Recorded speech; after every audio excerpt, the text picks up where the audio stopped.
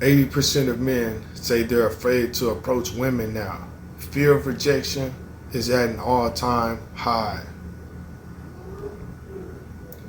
So let's go ahead and hit this article. I'm going to tell you what I think. More than 80% of men say they're afraid to approach a woman with fear of rejection at an all-time high, according to recent behavioral studies. This anxiety is often rooted in past rejection, social pressure, or fear of public embarrassment.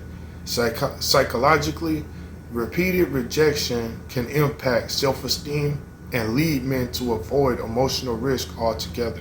The positive shift: when women show openness and kindness, even in small ways, it can ease that fear and lead to more genuine, confident connections. So this is what I want to say, right? I understand that 80% of men say they're afraid to approach women now, and fear of rejection is at an all-time high. So this is what I want to say about this, right?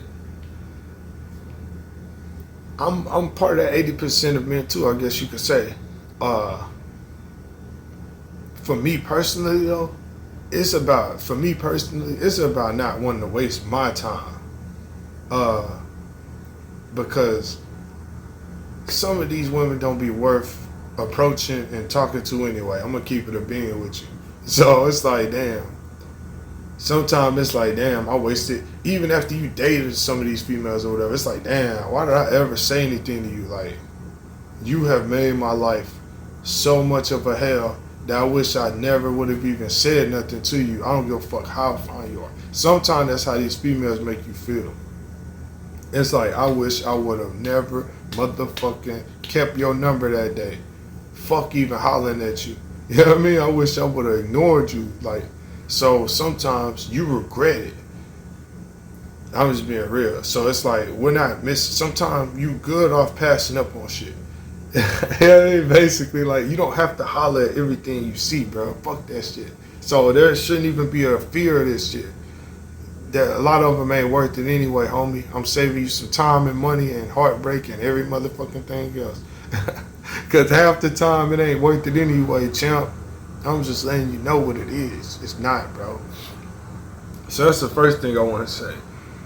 But on the flip side of that, I'm going to be real too. Like, let's say it's like, man, if you can't pass it up, you can't pass it up. You know what I'm saying? If you can't pass it up, bro, you can't pass it up. But you got to know the time and place for that shit, bro. If it's the right time, the right place. Obviously, if it's not the right time, right place, you can still go for something. But it's like, come on, man. You know that this ain't the time or place. You know what I'm saying? You might not be looking your best. Something, she might not be looking her, whatever. You don't got to be looking your best. But it's just that you might have a feeling if it's the time or place or not. If you know it ain't, then you probably going to get the outcome you think you might have got. So that, you know what I'm saying? So, but what I will say is, me personally, I'm going to let you know right now. If I can't pass it up, I can't pass it up.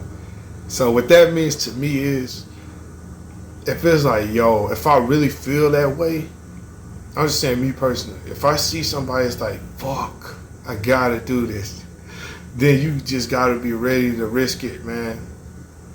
You gotta be ready to potentially take that L.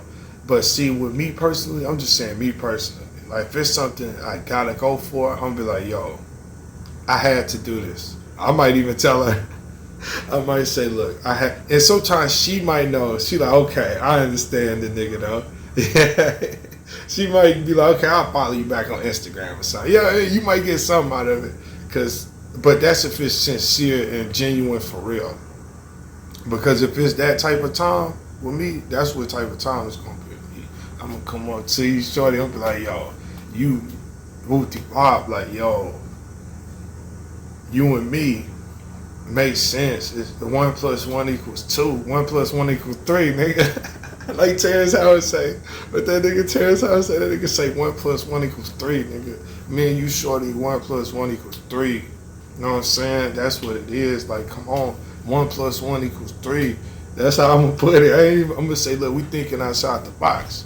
1 + 1 = 3. Let's do it.